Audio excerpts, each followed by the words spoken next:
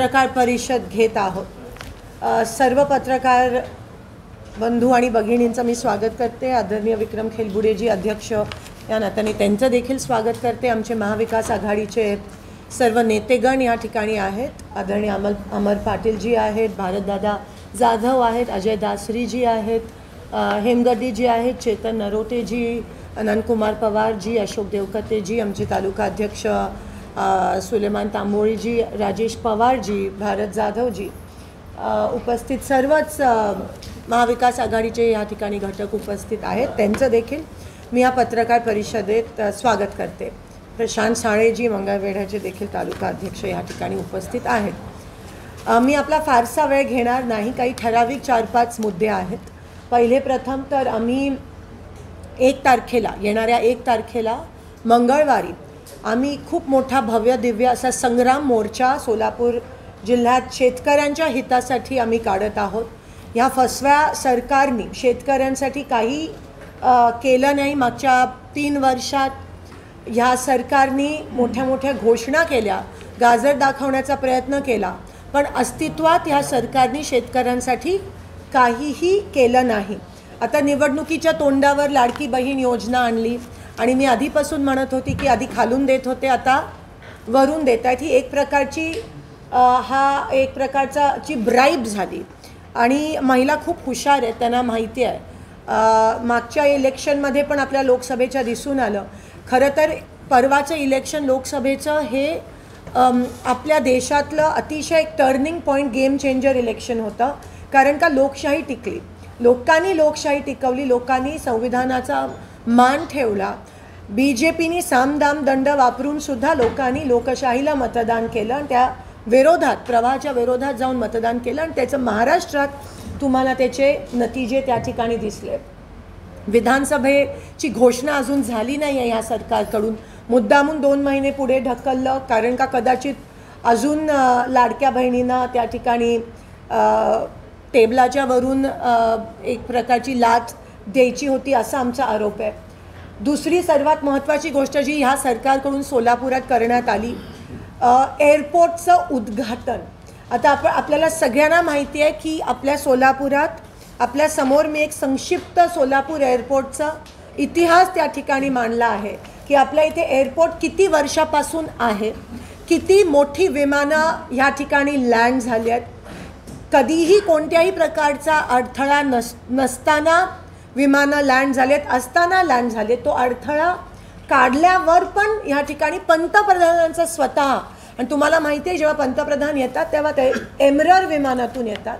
जेव्हा सुशीलकुमार शिंदे साहेबांचा वाढदिवस होता 75वा, तेव्हा आम्ही 29 विमानं ह्या ठिकाणी लँड केलेली। पंतप्रधान प्रेसिडेंटचं पण विमान ह्या ठिकाणी लँड झालं। स्वतः गृहमंत्री असताना त्यांचं फॅल्कन किंवा एमरर जे ATR एवढं असतं, आपल्या इथे ATR पण लँड होत होते। विमानतळ सोलापुरात आधीपासून आहे।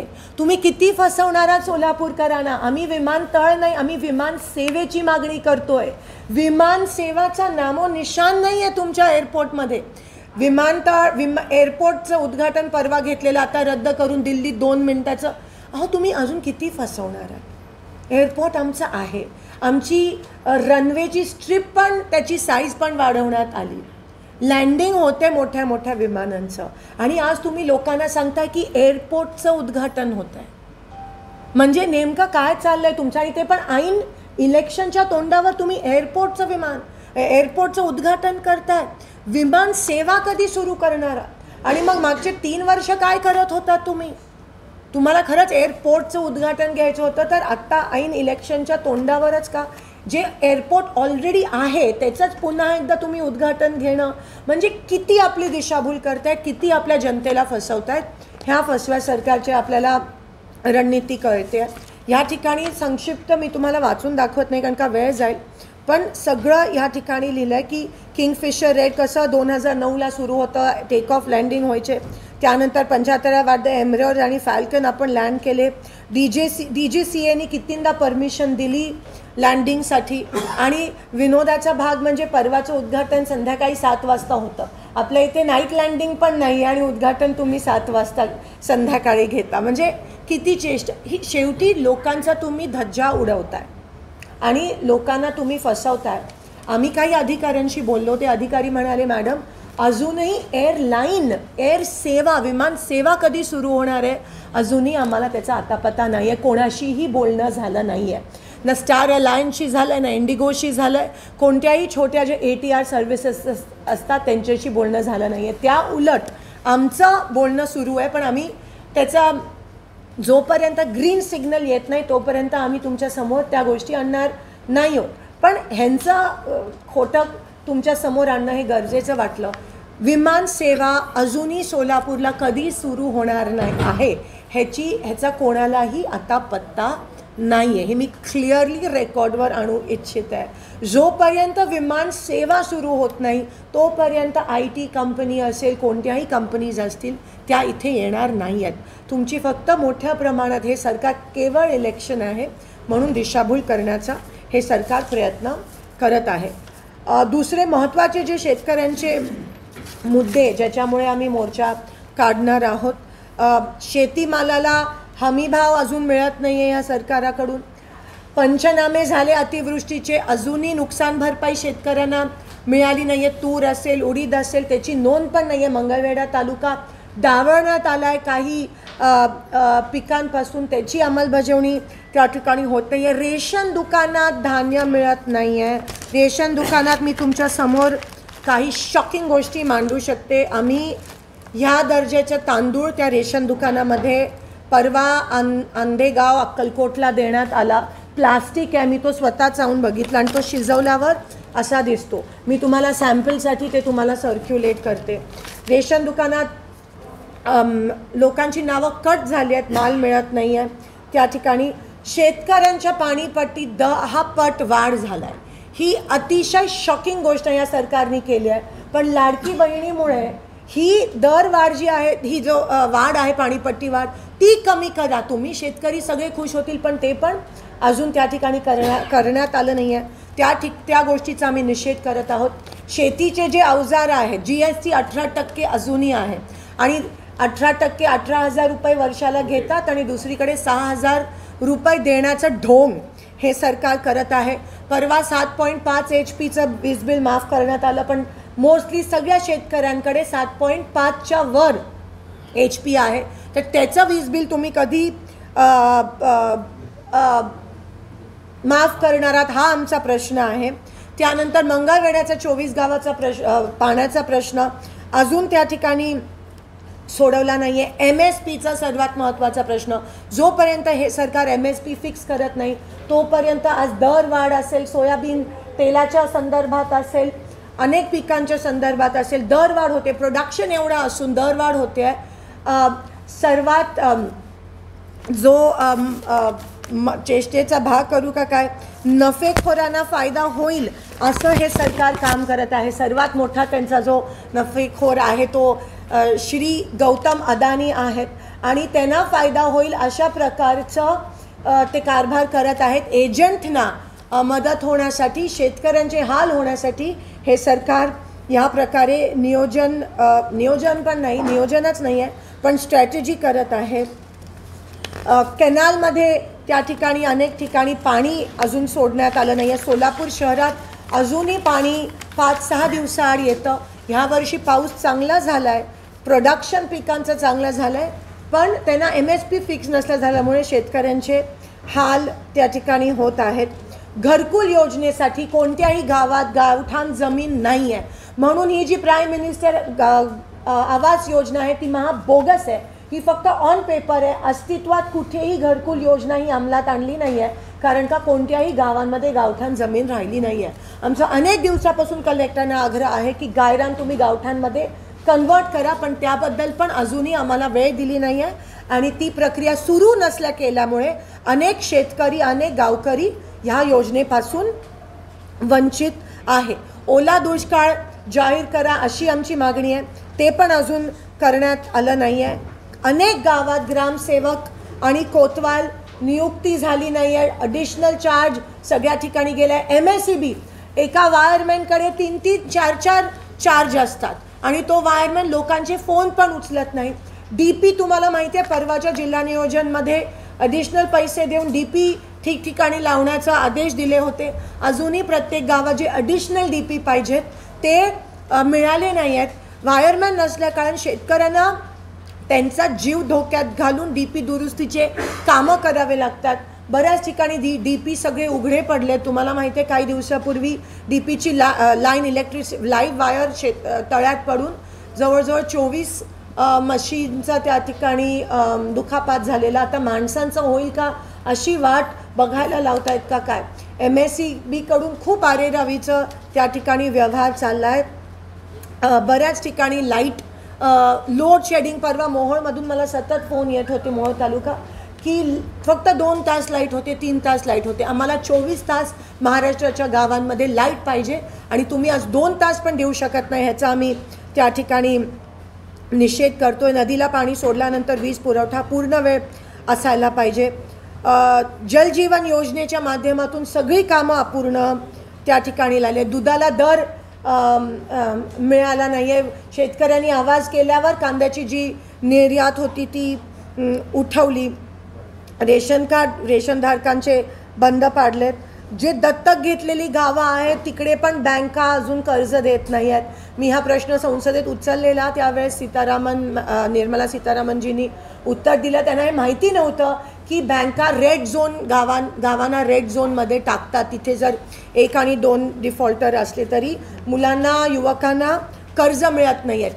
गावातले रस्ते तुम्ही मोठे मोठे हायवे बनवता पण गावातले रस्ते होत नाही आहेत. अधिकाऱ्याकडे गेल्यावर अधिकारी म्हणतो हा नॉन प्लॅनमध्ये ठराविक उत्तर मिळतं. हा नॉन प्लॅनमध्ये रस्ता आहे आणि म्हणून आमच्याकडे निधी नाही आहे. आमची मागणी आहे की सगळे नॉन प्लॅनचे रस्ते प्लॅनमध्ये घ्या आणि ताबडतोब गावांमधले अंतर्गत रस्ते किंवा 2 गावांना अंतर्गत रस्ते जे जोडणार आहेत त्यांची कामं सुरू झाली पाहिजे. आम्ही निषेध करतो कारण का खड्ड्यांचं साम्राज्य आपल्या सोलापूर शहरात आणि गावांमध्ये झालं आहे. परवाच एका मुलाची अंत्ययात्रा तिथून निघत होती, तिथे पण खड्डे आहेत. अजूनही त्या गोष्टींवर सरकार लक्ष देत नाही आहे. तळागाळातल्या हे सरकार नाही आहे. हे सरकार आता फक्त सत्तेसाठी स्वतःचे खिसे वाचवण्यासाठी पोकळ सरकार आहे. जसे त्यांचे पुतळे शिवाजी महाराजांचा म्हणजे ज्यांच्या नावावर राजकारण करतात, ज्यांच्या नावावर मतं मागतात त्या त्या पुतळ्यात पण भ्रष्टाचार केला या सरकारने. या सरकारचं काय बोलायचं. एकीकडे 1 नेशन 1 इलेक्शन मागतात कारण का 5 वर्ष त्यांना मनमानी करायची आहे. त्यांना 5 वर्षातून एकदाच लोकांच्या समोर यायचं आहे. खोटी आश्वासनं द्यायची आहेत, लोकांना लाच द्यायची आहे, लाडक्या बहिणीसारख्या योजना आणायच्या आहेत. 5 वर्ष काही काम करायचं नाही आहे म्हणून 1 नेशन 1 इलेक्शन ते कदाचित करत असतील. DCC बँकेकडून शेतकऱ्यांना पूर्वीप्रमाणे अजून कर्ज पुरवठा त्या ठिकाणी होत नाही आहे. महाराष्ट्रामध्ये आरक्षणाचे मुद्दे पेटलेत. मराठा, धनगर, कोळी आरक्षण, अल्पसंख्याक आरक्षण, पण सरकार ह्याकडे उगाचच लक्ष देत नाही आहे. खोटं आश्वासनं देत आहेत पण सरकारचा ह्या बाबतीत कोणत्याही गोष्टीचा काही करण्याचा मानस दिसून येत नाही आहे. तर अनेक मुद्द्यांवर आम्ही परवा मोर्चा त्या ठिकाणी काढत आहोत आणि प्रत्येक तालुक्यातून शेतकऱ्यांना आवाहन करत आहोत येण्याचा. हा महाविकास आघाडीचा कदाचित इलेक्शनच्या जाहीर व्हायच्या आधीचा मोठा हा मोर्चा असणार आहे. आम्ही सगळे एकत्रित आहोत. एकत्रित ह्या सोलापूर जिल्ह्यासाठी शेतकऱ्यांना न्याय मिळवून देण्यासाठी, सर्वसामान्यांना न्याय मिळवून देण्यासाठी लढणार आहोत आणि नक्कीच जे लोकसभेत झालं ते तुम्हाला पुन्हा एकदा होताना दिसेल. पण एक सॉलिड सेक्युलर सरकार आम्ही सोलापूरला आणि महाराष्ट्राला देऊ इच्छित आहोत आणि त्याच पद्धतीत आम्ही काम करणार आहोत. आम्ही शेतकऱ्यांसाठी आहोत, आम्ही कामगारांसाठी आहोत, आम्ही सर्वसामान्य लोकांसाठी आहोत, आम्ही महिलांसाठी आहोत. बदलापूरला झालेला पण निषेध करते. त्याच्या पुढे काय झालं, हायकोर्टने ताशेरे ओढले की त्याला हँडकफ नव्हते का, तो विषय वेगळा, त्याबद्दल मी परत तुमच्याशी बोलीनच. पण ह्या अनेक विषयावर आज मला तुमच्यासमोर येणं गरजेचं वाटलं आणि आपण देखील मोर्चात सहभागी व्हाल अशी आशा बाळगते आणि तुमचे आभार मानते. धन्यवाद. सगळे जमणार 4 उद्यापासून आपण बाबासाहेब आंबेडकर चौक, बाबासाहेब आंबेडकर सिद्धेश्वर मंदिर, पूनम गेटला आम्ही सगळे जमणार. तिथं जाहीर सभा होणार. प्रश्न जे काही नेते मंडळी तिथं आपले आणि काही लोक बोलतील भाषणं, त्यानंतर तिथं मोर्चे समाप्त होईल आणि ठराविक 5 लोक कलेक्टर साहेबाला जाऊन भेटतील. किती लोक सहभागी होतील असं? 10,000 लोक येतील असं नियोजन चालू आहे सगळ्यांचं. ताई, मुख्यमंत्री लाडकी बहिणीमध्ये पत्रकारांशी बोलताना अनौपचारिक पद्धतीनं केलेलं आहे, तथ्य वाटते काय? तर मी जसं म्हणाले, अनेक योजना अजून प्रलंबित आहेत. PM किसान असेल केंद्र शासनाच्या आणि रमाईसारख्या योजना ज्या राज्य शासनाच्या आहेत, त्याचे पैसे मिळाले नाही आहे, त्याचं वितरण अजून झालं नाही आहे. आणि हे फक्त ह्यातच गुंतलेत. पण आमच्या महाराष्ट्राच्या पुरोगामी महाराष्ट्राच्या महिलेत प्रत्येक महिलेत जिजाऊ आहे, अहिल्याबाई आहे, सावित्रीबाई आहे आणि त्या अशा फसणार नाही आहेत. त्या कदाचित घेत विनोदाचा भाग कोणीतरी म्हणाला की नवऱ्याचे पण घेतात पण त्याचं ऐकत नाहीत, तर ह्यांचं काय ऐकणार. तर लोक हुशार झाले आहेत. मागच्या इलेक्शनमध्ये तुम्ही त्याचं एक झलक बघितली. नाही, पण राज ठाकरेंच्या या वक्तव्यामध्ये तथ्य वाटतं का की सरकारी नोकरदारांना पण पैसे द्यायला पैसे नाही येत आता? तेच मी म्हणाली ना, त्यांना पैसे द्या. जुनी पेन्शन अजून लागू करत नाही आहेत. सरकारी जे राबतात सरकारसाठी, त्यांचा पगार जर काढायला सरकारकडे पैसे नसतील एक्सचेकरमध्ये, ह्याच्यापेक्षा अजून लाजिरवाणी गोष्ट महाराष्ट्रासाठी काय असू शकते. महाविकास आघाडी सत्तेवर आल्या एंडामध्ये आणि बाकीच्या पार्टीच्या मॅनिफेस्टोमध्ये सुद्धा महालक्ष्मी योजना आम्ही त्या ठिकाणी जाहीर केली. त्यानंतर अनेक वर्षापासून संजय गांधी निराधार योजनेच्या माध्यमातून जे पेन्शन मिळतं ते अगदी किरकोळ आहे, 1,500 रुपयेच मिळतं आणि ते वाढवण्याचं पण आमचा मानस आहे. आमचे जे काही डिसिजन्स असतील ते पॉलिसी डिसिजन्स असतील, म्हणजे सबसिडीजच्या माध्यमातून, योजनेच्या माध्यमातून. ही लाडकी बहीण आईन इलेक्शनच्या तोंडावर अचानक तुम्ही योजना जाहीर करता, काही पॉलिसी डिसिजन नाही, म्हणजे हे जाहीर आहे की हे तुम्ही महिलांना इलेक्शनसाठी इलेक्शन सॉप म्हणून. आम्ही इलेक्शन झाल्या काय करणार आहोत आणि ते येणारे 5-10 वर्ष आम्ही ती योजना राबवणार आहोत. आम्ही त्या प्रकारचे लोकांच्या समोर वचन देतो. ते प्रत्येक आमचा महाविकास आघाडीचा जो मॅनिफेस्टो असणार आहे त्याच्यात पण क्लिअर आहे. राहुलजी गांधी म्हणाले कास्ट सेन्सस झाला पाहिजे, त्याशिवाय कोणत्या इव्हन महिला आरक्षणचं जे बिल ह्या लोकांनी पास केलं ते फक्त नावासाठी आहे. जोपर्यंत कास्ट सेन्सस होत नाही तोपर्यंत हे काही शक्य नाही आहे. हे सरकार का कास्ट सेन्सस करत नाही आहे ह्यावर आम्ही वारंवार त्यांना धारेवर पार्लमेंटमध्ये धरला. निवडणूक आयोग असेल, पोलीस असतील, विद्यापीठ असतील, ह्या सगळ्या ऑटोनॉमस एजन्सीज आहेत. पण मागच्या 10 वर्षात आपल्याला त्यांना जी स्वतंत्रता मिळायला पाहिजे त्या पद्धतीत ह्या सरकारने, हिटलरशाही सरकारने त्यांना काम करू दिलं नाही. सतत दबाव, सतत प्रेशर खाली ह्या काही मला आरोप करायचे नाहीत पण एजन्सीजनी काम केलं. मग ईडी सर्वात मोठं उदाहरण असेल. तर असं सगळं असताना तुम्ही बघा, लोकांनी शेवटी ही निवडणूक ताब्यात घेतली, शांततेत क्रांती घडली आणि डेमोक्रेसी, लोकशाही अजूनही आपल्या देशात जिवंतच नाही पण एवढी पॉवरफुल आहे, तगडी आहे, हे लोकांनी दाखवून दिलं. तर ह्या सगळ्या संस्थेसमोर शेवटी लोकशाहीचाच विजय होतो आणि लोकशाहीच टिकून राहणार. कितीही काही दबाव आणला तर शेवटी विजय लोकशाहीचा होणार. ह्या गोष्टीची खंत वाटते की ह्या सरकारकडे विकासाचे मुद्देच नाही आहेत. आज विकासाचे मुद्दे घेऊन ते आपल्या समोर येतच नाही आहेत, पण कुठे दबाव, कुठे पोलिसांवर दबाव, कुठे ईडी. माझ्या लोकसभेच्या वेळेस पण अनेक सोलापूरच्या नेत्यांवर ईडीची भीती दाखवली, रेडची भीती दाखवली आणि लोक दबाव आणून त्यांच्याकडे खोक्याच्या आमिष दाखवून त्या ठिकाणी गेले. पण शेवटी विजय हा लोकांचा झाला.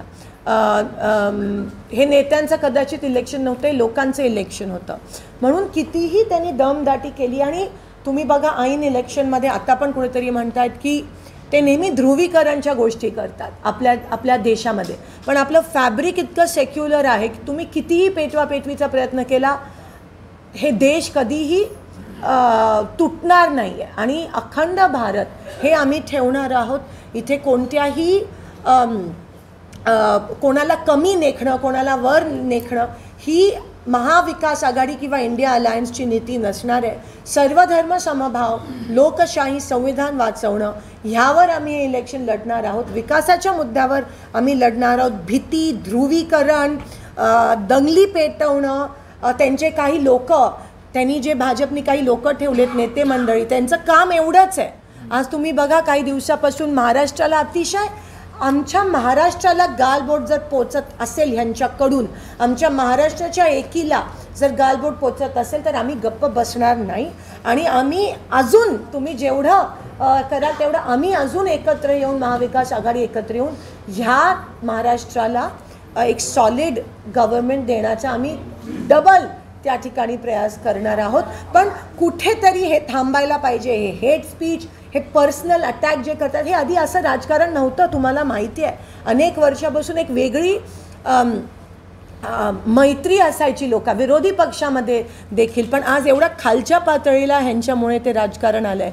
अगदी ह्यांच्या वरपासून खालपर्यंत नेते अशा प्रकारची भाषणं करतात, अशा प्रकारे लोकांमध्ये तेढ निर्माण, समाजामध्ये तेढ निर्माण करण्याचा प्रयत्न करतात. ह्यांचा एकच अजेंडा आहे तो, आणि ह्याच्या विरोधात आम्ही उभे राहिलो. आणि आम्ही या देशाला ह्या लोकांच्या जर तोडण्याचा प्रयत्न असेल तर आम्ही तोडू देणार. लाखोंचे मोर्चे निघतात, कारवाईची मागणी होते, मात्र कुठल्याही पद्धतीची कारवाई सरकारकडे केली जात नाही. आपण कशा पद्धतीने? नाही, तेच मी म्हणाली, ह्यांचे हे काही लोक ठेवले जे असं करतात, आणि त्यांचा प्लॅनच आहे आता इलेक्शनच्या तोंडावर.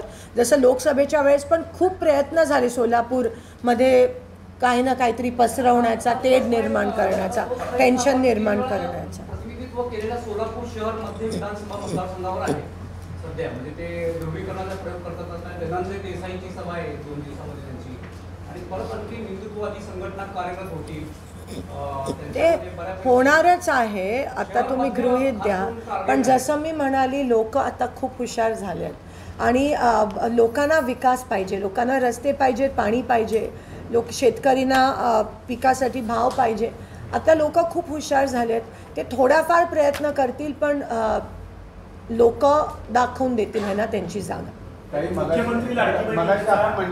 आमच्याकडे काय, फॉर्च्युनेटली आमच्याकडे काय संस्था नाही, बँका नाही, कारखाने नाहीत. मुख्यमंत्री लाडकी बहीण योजनेचे 3-4 कार्यक्रम मुख्यमंत्र्यांचे सोलापुरात ठरलेले होते, मात्र ते कार्यक्रम त्यांनाच विचारा. कदाचित आता त्यांच्यामध्ये तुम्ही बघा किती काय, म्हणजे फायनान्स मिनिस्टर कॅबिनेटमध्ये बावनकुळेजींना जागा देत नाहीत, तर त्यांना ते बाहेर पाहिजेत का काय, त्यांच्यामध्येच तालमेल नाही आहे. तर तो प्रश्न तुम्ही त्यांनाच विचारा. प्रणिती शिंदेची जागा मध्यची कोण घेणार याची एक उत्सुकता आहे. एक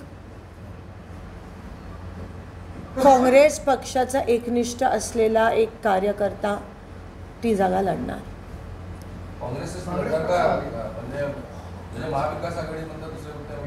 सहकारी पक्ष सुद्धा मागतात जागेचं वाटप आणि ह्यावर अजून ठरत आहे, पण मी माझी भूमिका स्पष्ट केली.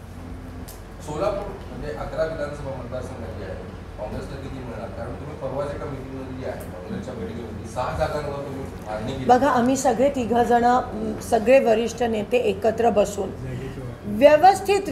व्यवस्थितरित्या काही भांडणं न होता, काही न होता, काही आर्ग्युमेंट्स न होत्या जागेच्या वाटपाबद्दल चर्चा होणार आहे.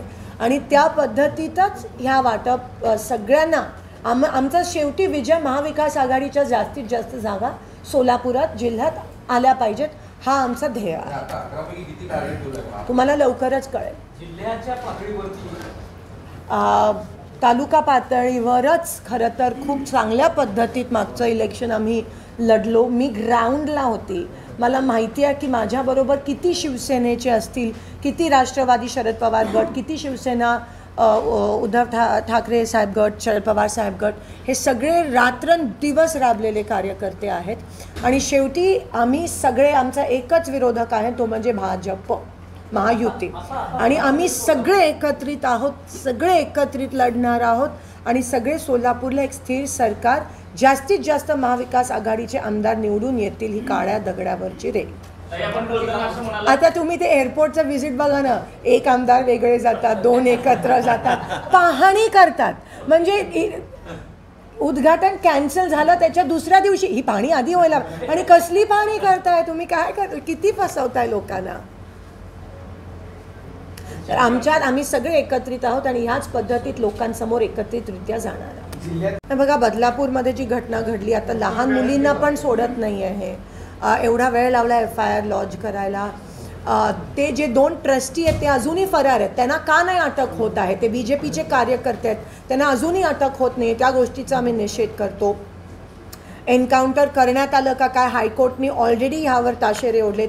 एक सिनियर इन्स्पेक्टर कधीही अशा केसमध्ये व्हॅनमध्ये नसतो. तो का होता? पिस्तूल लोडेड होती का लोडेड नव्हती? मग ती लोड कशी झाली किंवा अनलॉक कशी झाली? एवढं करेपर्यंत एवढ्या पोलिसांनी कसं त्याला दाबून? अनेक प्रश्न निर्माण झालेत. पण मूळ मुद्दा असा आहे की लहान मुलींवर, चिमुकल्यांवर जो अत्याचार करणारी जी विकृत मानसिकता आपल्या समाजात पोचली आहे आणि जी पसरते आहे आणि त्याला वरती BJPचे नेते सहकार्य करतायत, त्याचं समर्थन करतायत, ही आज आपल्या देशासाठी आणि आपल्या पुरोगामी महाराष्ट्रासाठी ही लाजिरवाणी गोष्ट आहे की अशा गोष्टींचं समर्थन होतं आहे. आणि हा महाराष्ट्र हा जिजाऊचा आहे, सावित्रीबाईंचा आहे, अहिल्याबाईंचा आहे. या देशात पहिल्या पंतप्रधान पहिल्या महिला पंतप्रधान इंदिरा गांधी होत्या, प्रतिभाताई पाटील पहिल्या महिला राष्ट्रपती होत्या. आणि आज ह्या देशात जर असं होत असेल आणि कलकत्त्यात जे झालं ते अतिशय म्हणजे मानसिकता, विकृत मानसिकतेला चालना आणि समर्थन देणारं हे BJP सरकार आहे. महिलांना वस्तू म्हणून दृष्टिकोन बघण्याचा जो आहे तो BJP आल्यापासून जास्त वाढला.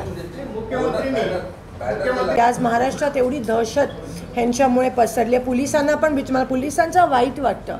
पोलीस वर्दीला केवढं महत्त्व असतं, वर्दीला एवढं महत्त्व असतं. आमदारापेक्षा, खासदारापेक्षा त्या वर्दीला महत्त्वाचं असतं. पोलीस बघितलं की लोक घाबरतात. आज त्या पोलिसांना पण एवढ्या खालच्या पातळीवर ह्या सरकारने आणलं. आता मराठा आरक्षणाचा जे आहे मुद्दा, तो महाविकास आघाडीला फायदा होणार नाही यंदाच्या विधानसभेत? बघा, फायदा तोटा इलेक्शनच्या पुरती नसतो. आम्ही तसं, आमचा दृष्टिकोन तसा नाही आहे. प्रत्येक समाजाला सत्तेत जे आहेत त्यांनी फायदा करून दिला पाहिजे. जे वंचित राहिले त्यांना फायदा करून देणं हा आमचा मानस आहे. आमच्या फायद्यापेक्षा त्यांचा फायदा होणं महत्त्वाचं आहे. झालं. थँक्यू. महाविकास आघाडीमध्ये महिला मुख्यमंत्री म्हणून चर्चा होतात. महिला मुख्यमंत्र्यांची चर्चा खूप मोठ्या प्रमाणात होते. ते आश्वासक चेहरे काँग्रेसमध्ये महिला मुख्यमंत्री म्हणून असायला हवे किंवा आहेत?